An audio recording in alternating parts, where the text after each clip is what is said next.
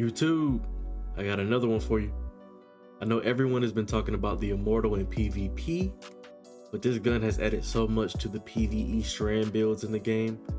I had been using the Quicksilver Storm as my PvE primary, but now I have the perfect archetype Strand SMG in the primary slot. Say less, let's get into it.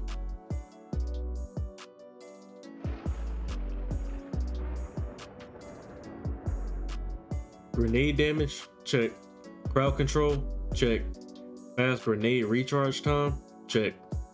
I feel like this build has it all, and I'm having so much fun. Let's start with the gun that even brought me to this build in the first place, the Immortal SMG.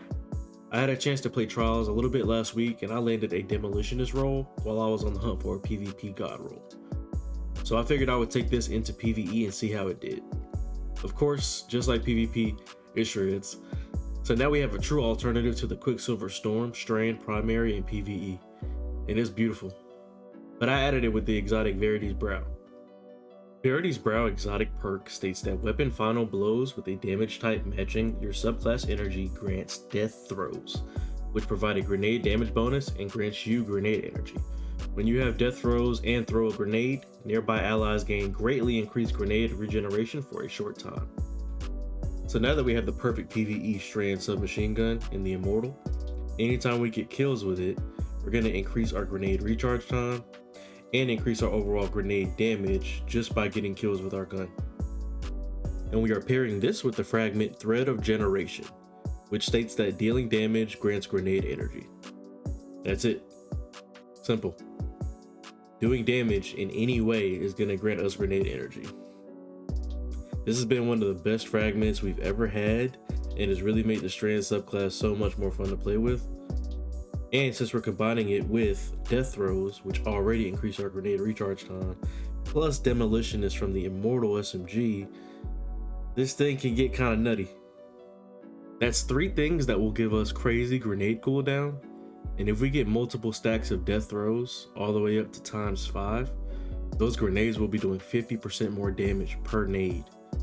But we're not done yet.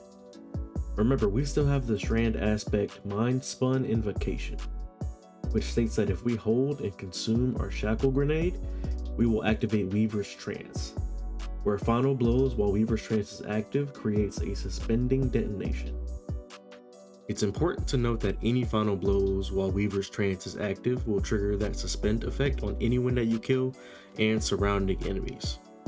That means a super kill, ability kills, weapon kills, no matter what. If you kill an enemy while Weaver's Trance is active, you'll suspend them.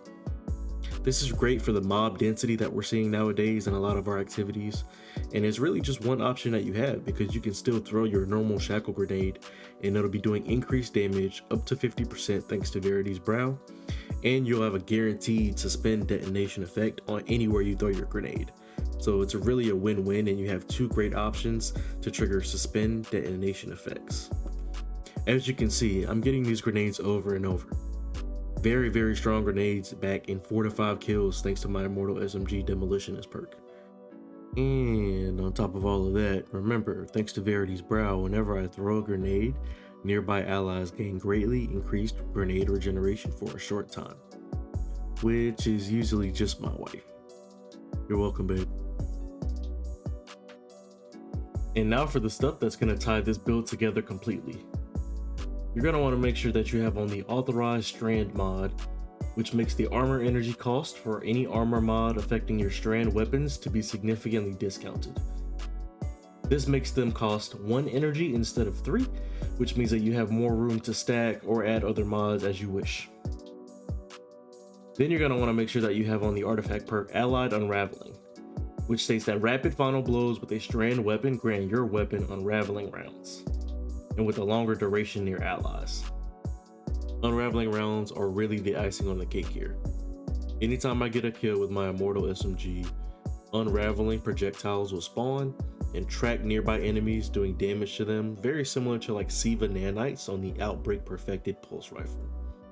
It's also important to note that when you kill an unraveled enemy, you'll create a tangle. It's just a part of the Strand subclass. So there's just some really good synergy back to the entire Strand subclass as a result of this artifact perk. But just remember, there is the tangle cooldown, so unfortunately we can't just spawn infinite tangles, although that would be pretty crazy. Now to top it all off, let's talk armor mods. You're going to want to make sure that you have on a Strand Siphon helmet mod so that rapid strand weapon final blows can create orbs of power. I'm running a special ammo finder. Since I have Immortal in the primary slot, it's opened up a ton of options for me in my special secondary slot. So I've been running shotguns, wave frame, grenade launchers, all kinds of things there and having a ton of fun. And you're also going to want to make sure that you have on Ashes to Assets so that you gain bonus super energy on grenade kills. I think if you watch this far, you understand we're going to be getting a lot of grenade kills. On your gauntlets, you're going to want to make sure that you have on the heavy-handed mod so that your powered melee final blows can create orbs of power for you. And then I'm running 2 firepower mods, which state that your grenade final blows create orbs of power. These stack here, and obviously once again we're going to be getting so many grenade final blows. Why not build into that? On your chest, you can do really whatever you want, but I have on emergency reinforcement so that if I have any armor charge and my shields become broken, I gain temporary damage reduction. Just kind of helps with survivability there. And then I also have on charged up, so that increases the maximum number of stacks of armor charge that I can carry by 1. Your boots are going to be really important. I have on stacks, which I recommend everyone run on their boots, because anytime you pick up an orb of power, it'll grant you 1 additional stack of armor charge. And then you're going to want to make sure you have on a strand weapon surge mod so that your strand weapons gain a bonus damage whenever you have armor charge. These also stack, so if you have on more than 1, you're going to see an incremental damage buff there as well. And I believe 2 is the sweet spot, so I'm rocking 2 right now and I'm loving it so far. On my Warlock Bond, I have on Fauna Restoration, but I'm just really playing around with it right now. And then Time Dilation, which I think is another must-have because it makes your decaying armor charge have a longer duration. And so they don't run out as fast, so you get to reap those benefits from your armor charge even longer. And last but not least, I did want to get a quick plug in for your secondary and heavy weapons with this build. I've been running 2 guns with Envious Assassin, so that rapidly defeating targets with my Immortal SMG will transfer ammo from the magazine to the reserves in this shotgun. So essentially the magazine is overflowed, and where it normally has 7 in the magazine, I've seen it get up to 13. So that's 13 shots in this shotgun. Add in the fact that it comes with destabilizing rounds, so that final blows cause nearby targets to become volatile.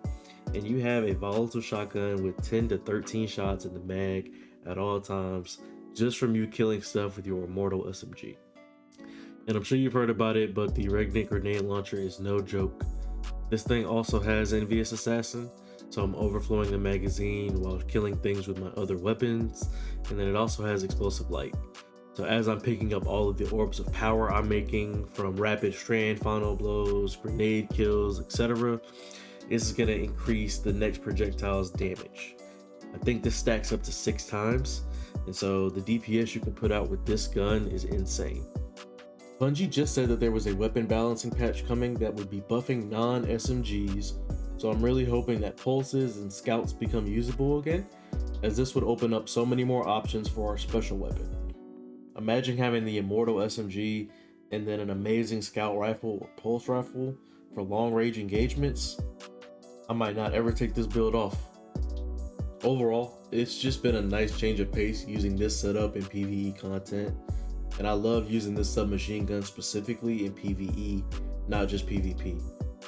If you're returning to Trials again next weekend to try to get more god rolls, good luck.